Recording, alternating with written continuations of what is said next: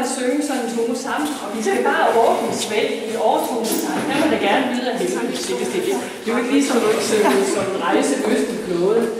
Og så starter vi sådan lidt på et lydtæt ved at starte omkring den samme tone. Og så når jeg giver et signal, så må vi gerne synge lige hvad det vil. Det må gerne være dissonanser, det må gerne, det kan følge mellem dissonanser, og så være harmonisk. Okay?